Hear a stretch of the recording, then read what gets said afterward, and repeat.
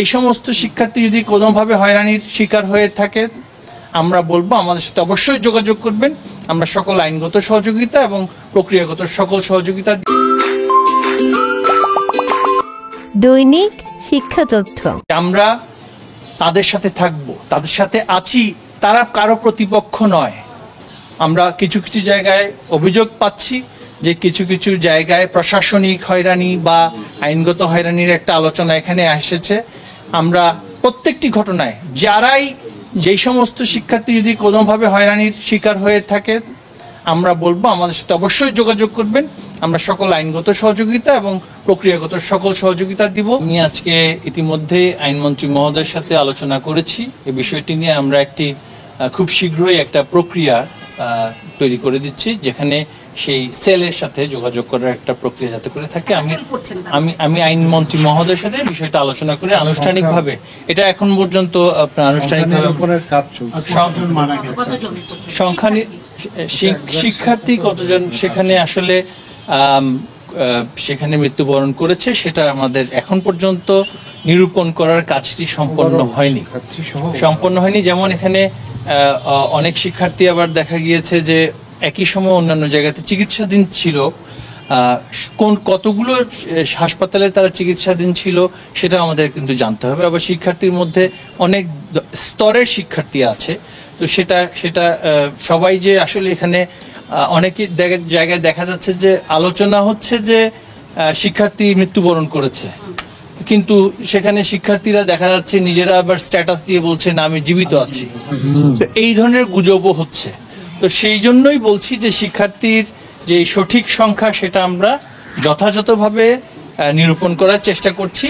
এবং এখানে অনেকে দেখা যাচ্ছে পথচারী যারা রাস্তায় হকার হিসেবে ছিলেন, যারা এই সংঘর্ষের মধ্যে থেকে মৃত্যুবরণ করেছেন। সেখানে আইন শৃঙ্খলা রক্ষাকারী বাহিনীর সদস্য ছিল, আমাদের দলীয় অনেক সাংগঠনিক ব্যক্তিবর্গ ছিল এবং তাদের অনেক আত্মীয়বর্গ, পরিবার পরিজন, বন্ধু বান্ধব সেখানে ছিল। তারাও সকলেই কিন্তু শিক্ষার্থী। সুতরাং এই শিক্ষার্থীদের আমরা অনেককে দেখেছি এখন হাসপাতালে চিকিৎসাধীন। সঠিক সংখ্যা বলার মতন এই ধরনের এখন পর্যন্ত আমরা তথ্য উপাত্ত যথাযথভাবে পাইনি। তবে যেখানে যেখানে আমরা পাচ্ছি আমরা সেগুলো ইতিমধ্যে সেটা রেকর্ড করে রাখছি। একাদশ দ্বাদশ শ্রেণীর যে পরীক্ষা সেটা এই মুহূর্তে আমাদের পরীক্ষা কার্যক্রমটা চালিয়ে নেওয়াটাই হচ্ছে আমাদের এখন অন্যতম লক্ষ্য।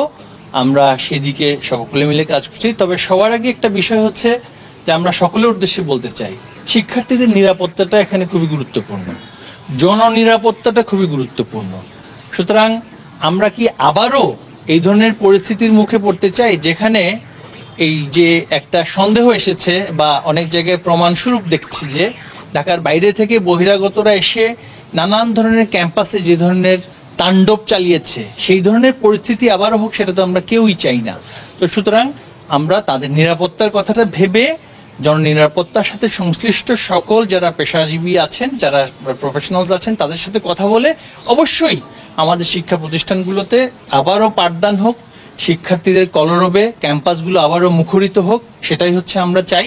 এবং সেখানে বহু মত পথের স্বাধীনতার সপক্ষের সকল রাজনৈতিক ছাত্র সংগঠনগুলো যাতে করে একটি সৌহার্দ্যপূর্ণ পরিবেশে সবাই যাতে করে ক্যাম্পাসে অবস্থান করার মাধ্যমে নিজেদের যেই সৃজনশীল কার্যকলাপ, সাংগঠনিক কার্যকলাপ সবাই যাতে করে সেটা করতে পারে, সেটার জন্য আমরা ইতিমধ্যেই সকল প্রতিষ্ঠান প্রধানগুলোর সাথে আলোচনা শুরু করেছি।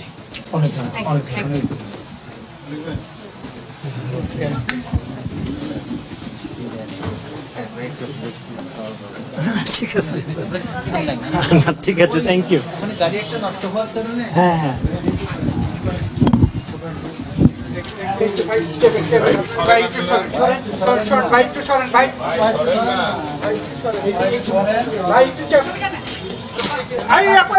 মোবাইল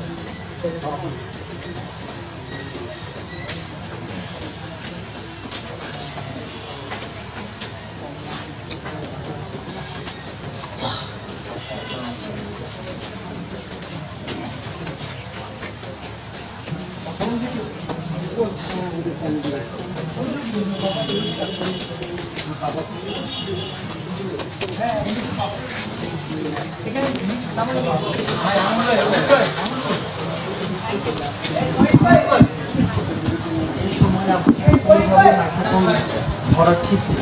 আমি যতদূর জানি যে ও কনভেনার ছিল খুলনা। আমার খুব কষ্ট লাগছে আপনার সঙ্গে মাইক্রোফোন ধরতে। আমার কথা হলো আমার ছেলে, আমি বলি আমার ছেলে শহীদ হয়েছে। আমার এইভাবে তার মৃত্যু ছিল, আল্লাহর হুকুম ছিল। হ্যাঁ, আমি শুক্রিয়া আলহামদুলিল্লাহ। আর আপনারা ওর জন্য দোয়া করেন। আর বাকিগুলো আমার ছেলে বলে। হ্যাঁ, আমি ওদের বড় ভাই। জি জি। আমার ছোট দুই ভাই আর কি, স্নিগ্ধ মুগ্ধ। স্নিগ্ধ এদিকে আসো। তো ওরা দুইজন জমজ, অলমোস্ট একই রকম দেখতে। ওদের শুধু ছোট্ট একটা ডিফারেন্স ছিল। Thanks for watching. Coming soon next video. Please subscribe our channel Donic শিক্ষা তথ্য।